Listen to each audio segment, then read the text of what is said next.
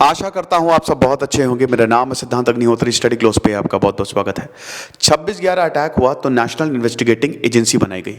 2008 के बाद पुलवामा को छोड़ दें, इसके बाद क्या कोई बड़ा आतंकी हमला हुआ? बिल्कुल नहीं। बहुत ही शानदार काम किया है एनआईए ने, और अब एसआईए जम्मू एंड कश्मीर में बनाई गई है, स्टेट इन्वेस्टिगेशन एजेंसी।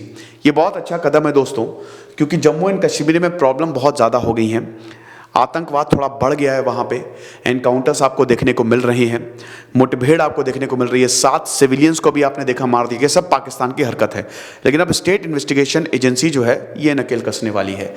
तो नवंबर 2021 में जम्मू एंड कश्मीर सरकार, होम डिपार्टमेंट ने, अब जम्मू एंड कश्मीर आपको पता ही है केंद्र के अंदर आ गया, 370 खत्म हो गया, तो अब केंद्र के सारे नियम कानून जो है वो जम्मू एंड कश्मीर में लगेंगे। तो इनका जो होम डिपार्टमेंट है, इन्होंने ये बोल दिया कि अब से एसआईए बनाई जाएगी एनआईए की तर्ज पे, स्टेट इन्वेस्टिगेशन एजेंसी। क्या स्टेट की कोई इन्वेस्टिगेशन एजेंसी होती है? बिल्कुल सीआईडी। वो जो आप देखते हैं ना सीआईडी, ये अंग्रेजों ने ही बनाई थी, और सीआईडी जो है वो राज्य में ही होती है। बिल्कुल, राज्यों में सीआईडी को केसेस दिए जाते हैं। दया दरवाजा तोड़, तो ये हिसाब किताब है। तो state investigation agency with the mandate to investigate crimes connected with terrorism. अब अगर कोई भी आतंकवाद का मसला आया, अगर मान लीजिए पुलिस के पास आया, कंप्लेन है कि आतंकी हमला हुआ है, ये आतंकवादी है, तो वो सीधा बताएंगे स्टेट इन्वेस्टिगेशन एजेंसी को, और फिर ये लोग जो है वो पूछताछ करेंगे। ओवरनाइट रेड्स भी कर सकते हैं 10 डिफरेंट लोकेशन से, वेरियस डिस्ट्रिक्ट। ठीक है, जम्मू एंड कश्मीर पुलिस ने ये बताया है। इससे पहले दोस्तों हम आगे बढ़े, हमारे यूपीएससी के शानदार कोर्स, हमारा सिलेबस कंप्लीट हो चुका है और अब हम लाइव क्लासेस पे आ गए हैं। 1 मार्च से हम लाइव क्लासेस शुरू करने वाले हैं। ये सब सवाल को कैसे सॉल्व करना है, डाउट सेशन, प्रीलिम्स ओरिएंटेड, इन नंबर्स पे आप कॉल करिए, नहीं तो आप जरूर डाउनलोड करिए, व्हाट्सएप भी कर सकते हैं। तो यहां पे it's a nodal agency coordinating with NIA और अदर सेंट्रल एजेंसी। कोऑर्डिनेशन होता है, जैसे मान लीजिए कि अगर एनआईए के पास कोई भी जानकारी है तो ये एसआईए को देंगी, अगर सीआईडी के पास कोई भी जानकारी है तो ये एसआईए को देंगी, अगर सीबीआई के पास या अगर रॉ आईबी के पास कोई जानकारी है कि भाई कश्मीर में ये बड़ा हमला होने वाला है या ये बंदा बहुत ही खतरनाक हो गया है, इसको पूछताछ करो, तो ये एसआईए को बताएंगी। अगर पुलिस के पास कोई ऐसा केस आ रहा है तो एसआईए, यानी कि जितनी भी एजेंसीज हैं उनका प्रॉपर कोऑर्डिनेशन होने वाला है। यकीनन दोस्तों इससे आतंकवाद बहुत ज्यादा कम होगा, आप देखेंगे। तो इसीलिए मैं ये कह रहा हूं कि अच्छा फैसला है। तो स्पीडी और इफेक्टिव इन्वेस्टिगेशन हो और जल्दी से जल्दी प्रोसिक्यूट किया जाए। डिले बहुत ज्यादा, हमने हर चीज में हम डिले देखने को मिलते हैं। एजेंसी जो है it is set up aside from the CID and other agencies working in the union territory. इससे हटके ये एजेंसी बनाई गई, यानी कि कंप्लीटली इंडिपेंडेंट है। The need for setting up new agency felt for specialized investigation into terror cases not refer to the NIA. तो जो एनआईए के पास केसेस नहीं जा रहे हैं वो एसआईए के पास केसेस जाएंगे, यानी कि एक तो एनआईए का भी भार कम होगा, क्योंकि भाई बहुत सारे केसेस एनआईए के पास रहते हैं, वो तहकीकात करते हैं।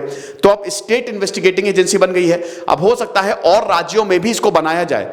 ये उन्हीं राज्यों में बनाया जाएगा ना जहां पे दिक्कतें हैं, जहां पे प्रॉब्लम्स हैं, जहां पे अनस्टेबिलिटी है, तो उन राज्यों में देखने को मिल सकता है।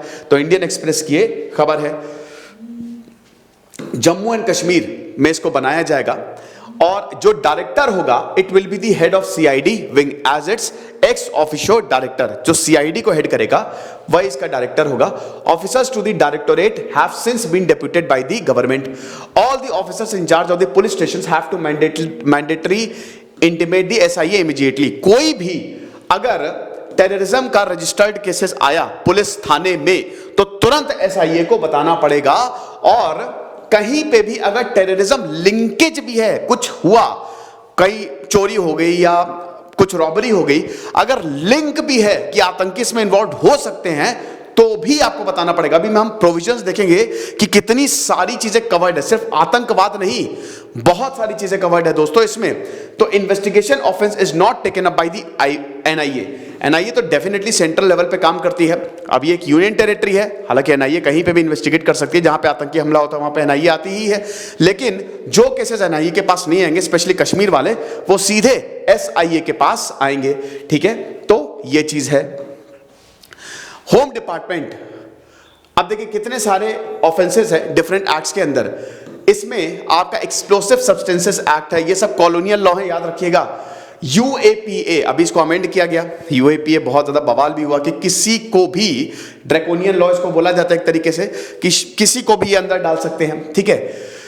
उसके बाद जितने भी टेररिस्ट लाइक एक्टिविटीज, अगर आप टेररिस्ट को फाइनेंस कर रहे हैं, अगर आप आर्म्स को स्मगल कर रहे हैं, अगर आप fake Indian currency CCTV, counterfeiting, crime, terrorism, black money, demonetization इसीलिए हुआ था, ठीक है।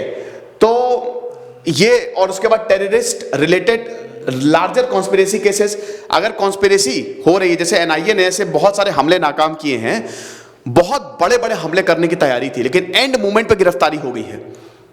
इन स्लीपर सेल्स को या इन जो मास्टरमाइंड्स होते हैं इनको गिरफ्तार कर लिया। तो एनआईए ने ये नेशनल लेवल पे किया, अब एसआईए जो है वो स्टेट लेवल पे करेगी।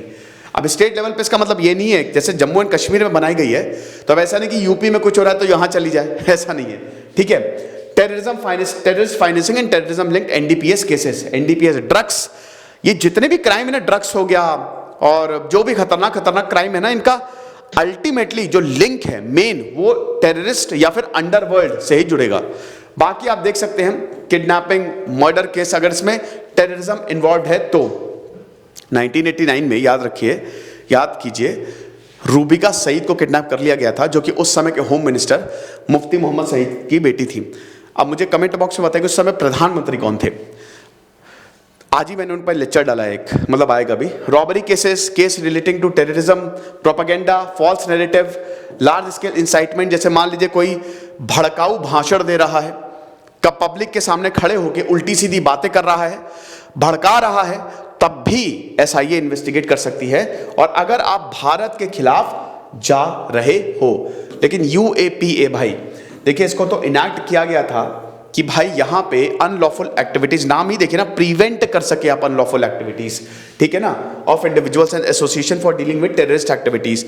तो इसको 2019 में जो अमेंडमेंट आया कि अब यहाँ पे पुलिस को भी अच्छे खासे अधिकार दिए गए हैं, उसमें काफी ज्यादा बवाल भी हुआ। प्रोविजंस आप देख सकते हैं इसमें, चाहे इंडियन हो, चाहे कोई भारतीय शामिल हो, चाहे कोई फॉरेन नेशनल हो, फॉरेन नेशनल यहाँ पे पाकिस्तानी, बांग्लादेश या कोई भी हो, जो भी आतंकवाद का साथ दे रहा है उसको चार्ज किया जा सकता है। अगर ऑफेंसेस भारत के बाहर भी हैं तब भी इस पे चार्जेस जो है वो लगाए जा सकते हैं। चार्ज शीट जो है सिर्फ 6 महीने के अंदर अंदर फाइल करनी पड़ती है। इन्वेस्टिगेशन जो है 90 दिन के अंदर अंदर आपको कंप्लीट करनी, तो स्पीडी, देख सकते हो ना, स्पीडी इन्वेस्टिगेशन है।